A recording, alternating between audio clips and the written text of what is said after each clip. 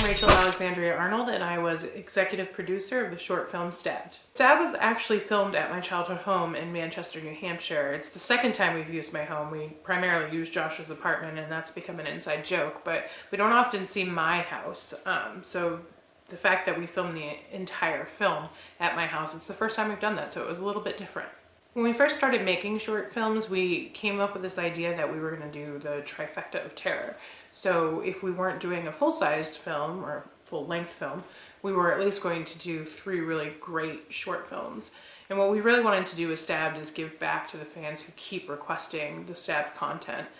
So it was very much an ode to the Stabbed films as well as like the normal character archetypes. I filmed a little bit for Stabbed, but not much. I really was very hands-off with this one.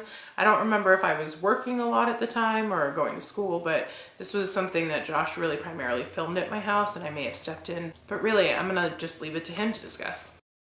Hi, I'm Alexandria Arnold, and I was the director of the short film Bloodlines. Bloodlines was part of the trifecta of terror like Stabbed was. We had started working on special effects, but something that really hadn't developed in anything we had done so far was fight scenes.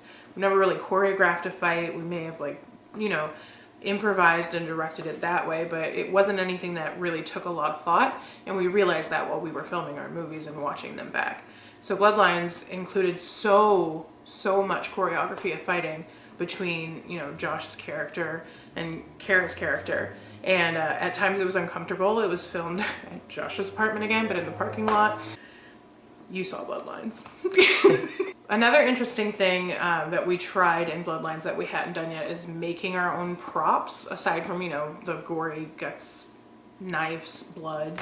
But we had never tried a prop like a piece of furniture. And Josh knew that if he was going to get thrown into, a coffee table, he really didn't want it to feel like he was getting thrown into a coffee table. So he made a coffee table out of foam. And sometimes I watched the movie back and realized that it is a little noticeable, but at the time it was so amazing to us because it's something that we had never done that we were like, that's a coffee table. It doesn't just pass, it is a coffee table. And now I watch it and I'm like, not really. So with Bloodlines and the Gates, Josh wrote Bloodlines. We were both fans of Buffy, and so we wanted to kind of contribute or pay homage to that, but he wrote the entire script. I wrote the entire script for the Gates, and we decided we were going to direct each other's, productions. It was the first time I wrote a full short, but it was also the first time I directed something that I didn't write, or I wasn't at least part of the writing process. So that was challenging and different, and I think there were many times that we would stop and Josh wouldn't say anything because he really wanted this to be my first fully directing position. And I'd be waiting for him to be like, okay, what do I need to film next? Because that's what I'm used to, and that never happened. And it was a lot scary, and I respected Josh so much more because I'm like, this is what happens literally every single time he films, is it's all him. You know what I mean? The whole thing is him. We also really dabbled with makeup in a different way, not just, how to make it look realistic that you're getting gutted, but how can you turn yourself into something else? And so Josh, obviously playing a vampire, wanted to go all out, and he decided the perfect thing to just finish the full effect were these terrifying contacts, so that he could really, in Buffy their eyes change. He wanted that sort of experience. We probably spent 2 hours trying to get those contacts in, and then maybe another 30 minutes to get them to stay in before he felt okay enough to just leave the apartment we were getting ready in and start filming. The amount of pain that I witnessed Josh go through with this was absolutely incredible. I don't know if we managed to get glue in them or makeup, but the minute it touched his cornea, he literally was screaming pain. His eyes were bright red. He kept blinking, and he blinked them out. And then, trying not to rub his eyes, because if he did, it actually felt like salt in the wound. And nothing we did, no amount of, eye drops or anything seemed to matter. So the whole time you see him fighting and, getting thrown into a coffee table, just know that he was secretly dying inside because his eyes were in awful pain. Hi, I'm Alexandria Arnold, and I was Rachel in Game Night. Game Night came to fruition because we had a botched night of Stab 7 2.0 filming. One of the cast members didn't show up and didn't tell us till the last minute, and everybody else had arrived for filming.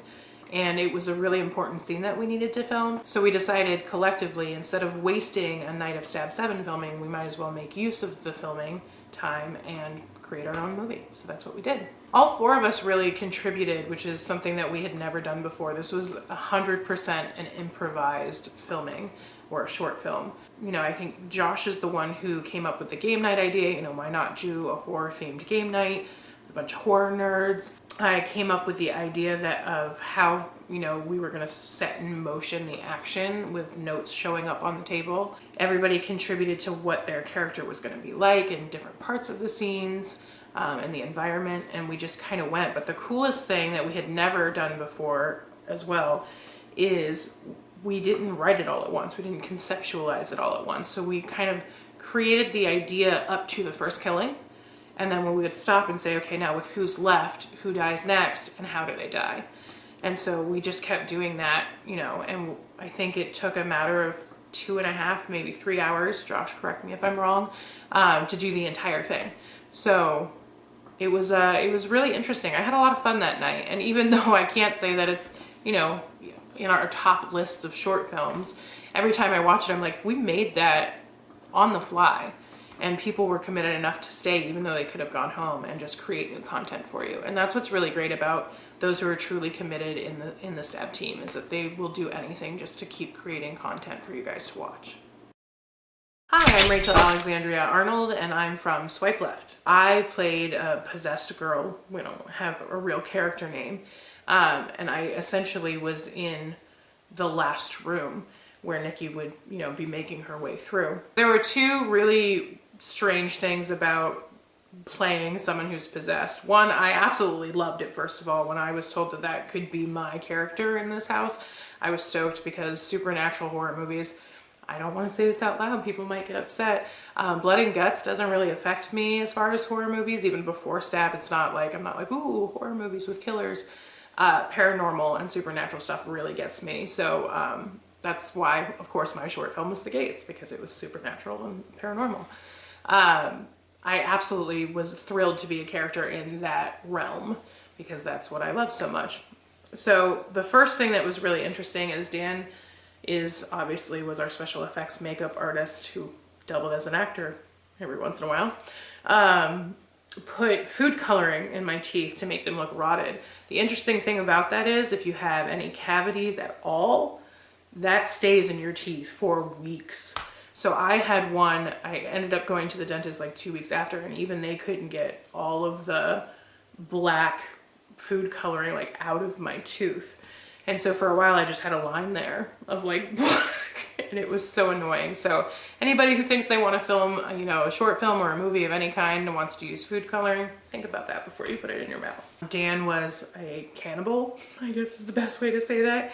You could tell from his scenes, you know, watching the movie, that he really enjoyed the taste of human flesh. Everybody's got their thing, I guess. Not shading you, Dan. Swipe Left was the second time that we had to improvise and make lemonade out of lemons. So we rented the house in Western Massachusetts for the entire weekend, and it was quite expensive. And randomly, like, we arrived and then no one else arrived that was supposed to. We quickly realized that aside from Dan, Nicole, Josh, and myself, that nobody else was going to arrive. Despite the fact that we received odd texts about people being in transit that actually never were in transit and just were trying to make us feel better, I guess, which makes no sense. It was an extremely frustrating weekend, because now, even though it's the second time we've improvised and still made content, despite it not being, you know, the content we were supposed to make, it's the first time that we had paid an enormous amount of money out of pocket to have almost an entire cast just ghost us. Originally it was supposed to be larger. There were people who, you know, were affected by so much of the cast not showing up that eventually, even if they showed up, we decided it wouldn't have made sense. Some of those people wrote and said, you know what, I was planning to come down, I'm still gonna come down. If you're doing this short film, you know, we'll work together.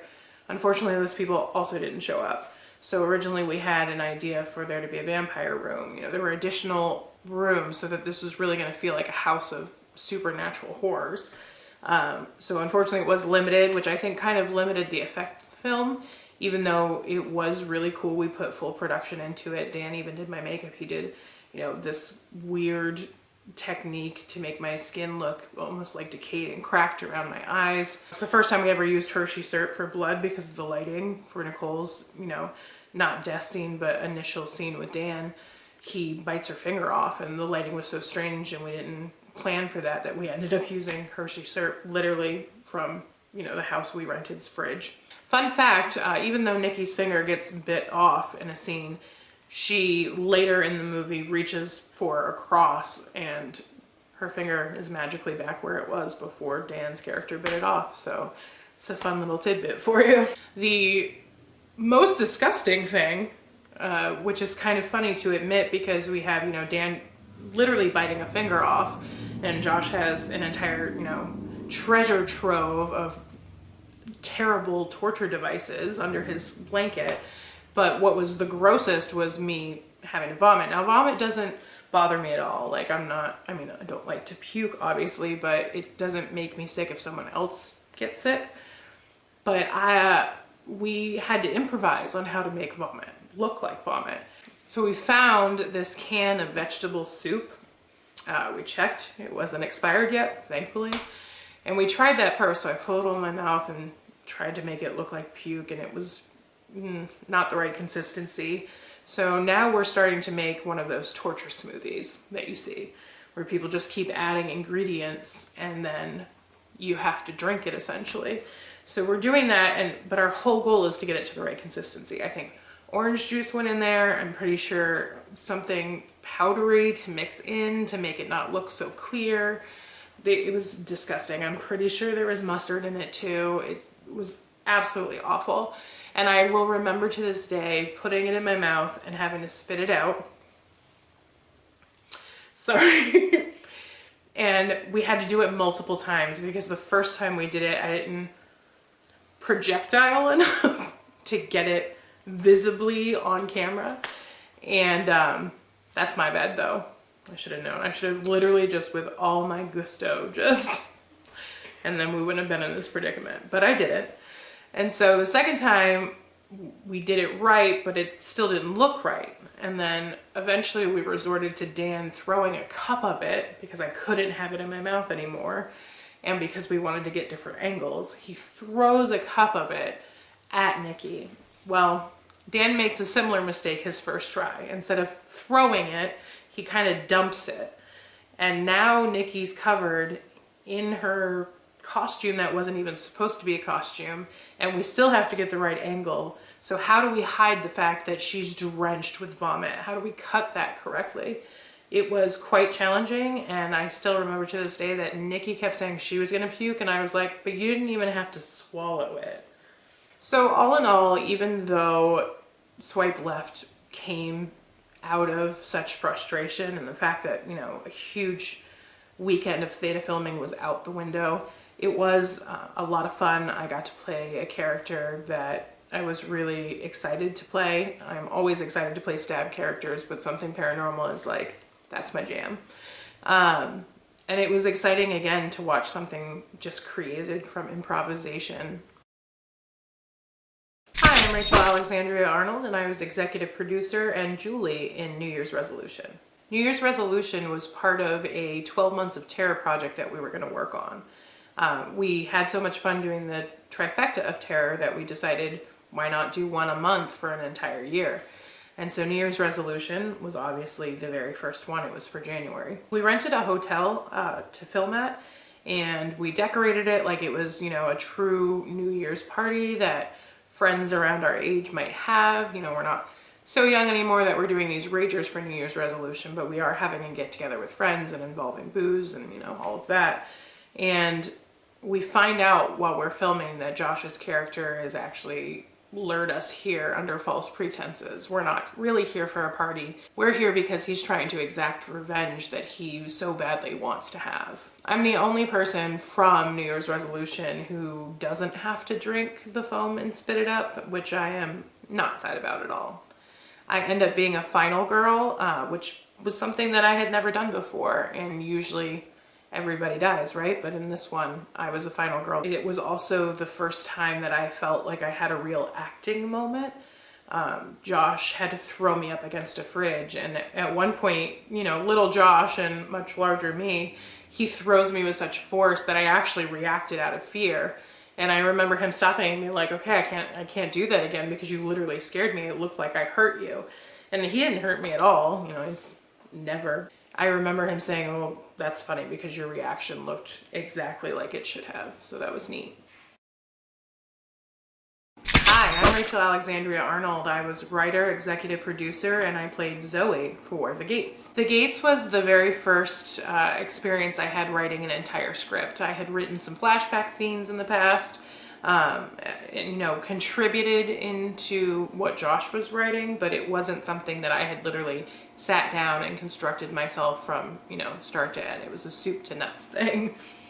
And I really love paranormal and supernatural horror, as much as, you know, Stab Movies is very much in the gory section of horror. Absolutely, paranormal and supernatural is my favorite. I love a good possession movie, a good ghost movie. Those are my favorites. So Josh suggested that I write my own short film, and that kind of terrified me, but I also realized that it was going to give me the opportunity to find my own writing voice. I had contributed before, but never had an original idea for an entire short myself, and, you know, constructed the actual script for it. So as scary as it was, I drew upon the fact that I love supernatural, and I knew that I could kind of do whatever I wanted to for this one. So I kind of based it on my experience. In late 2000s, I was actually a paranormal researcher, and I took everybody that was on my team that I ran to this cemetery in Nashua, New Hampshire, and trained everybody. It was small and in a main area, and we had gained permission to be there. So I figured, why not kind of translate that? So I created a story where a bunch of friends who hadn't seen each other for a while gathered together to do, you know, one more investigation. And so they're checking out this cemetery they've always wanted to check out. And you notice as you're going through everything, you know, past the education that Shayna had to read, her poor soul, through to actually being in the cemetery and investigating, you start to notice that things aren't quite right. And I had hoped that you wouldn't have put your finger on exactly what wasn't right. I did use some local folklore, and I talked about the Gilson family. Anyone who's, you know, into ghosts in New Hampshire probably has heard about Gilson Road Cemetery. Sometimes people call it Blood Cemetery in error. That's actually a separate one. But you'll hear people talk about it, and how there's this story about a woman who loses several children when they're very young. And so if you go into the cemetery, it actually matches up with that, because there are 3 little headstones for Gilsons, and in that time period, traditionally, that's how you marked when a child died who was very young. So we created this whole story, and you start to realize that Stephanie's character has maybe become possessed by, you know, one of the ghosts that roam the cemetery. It was interesting. Stephanie was absolutely terrifying. There's a scene in my car at the very end where I'm driving her away, and I think I'm helping her because she's obviously had some sort of psychotic break or breakdown, and I need to get her out of here. All of our friends have just died. We don't know how or why. And so we're taking her out, and obviously I haven't put it together yet that she's actually the one taking people out. And so we have this really intense and scary conversation where I'm trying to get her to answer me and be normal, and she's just off the rails, and at the end she actually comes for me, and that's sort of how my life ends in that film. But she was so terrifying, even like before that, when she was walking down the sidewalk and twitching, and really the physicality of it was quite scary to watch, because we filmed in the dark with our lovely lighting. I got to pick my dream cast and put that offer out to the actors and actresses we had worked with before that I really saw in these parts. And the anxiety of, are they going to accept it or be like, whatever. You know, I'm used to working on Josh's projects. I don't, you know, know what to expect with yours, so no. But everybody said yes, and so that was awesome. And it really felt like we were just filming with friends, because these are the people who were like die hard from the beginning, Stab people that we loved working with, and making an entire movie in a different genre of horror or subcategory of horror with them was a lot of fun. So this being the first time that I have ever written an entire short film script myself, it was interesting because I, obviously being on camera, couldn't also direct the film, and so trying to learn to communicate what was playing in my head, the movie that was playing in my head, so that it could be shot by Josh, who is not in my brain about this. It's not his subcategory that he's been working for so many years in. Was very interesting. He doesn't give himself enough credit. He feels like he didn't know what he was doing and that he was a glorified cameraman. That wasn't the case. I thought he did wonderfully, and it was interesting and kind of heartwarming to see that for so many years he would say something to me about a scene and I would film it and he'd be like, yep, you're in my head.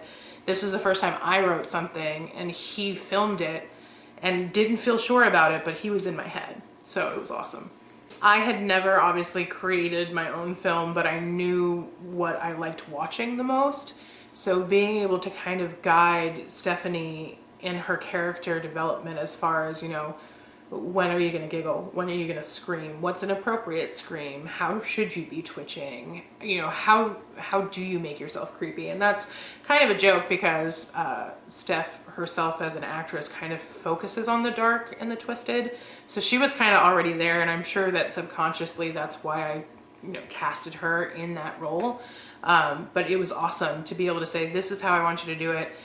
Show somebody they get it once, and then watch everything that's in your brain come to life. It was a really neat experience. So I guess in retrospect, it was my first project. I haven't written an entire script since. I think that life sometimes gets in the way of the things that you love to do, and I think that we're in the pandemic getting a chance to go back, and even though it's, I'm gonna say this differently. So I think that ironically, through this pandemic, even though it's horrible what people are going through, people are also getting a chance to get back to do the things they love. They have the time to be with their families and work on projects that they like.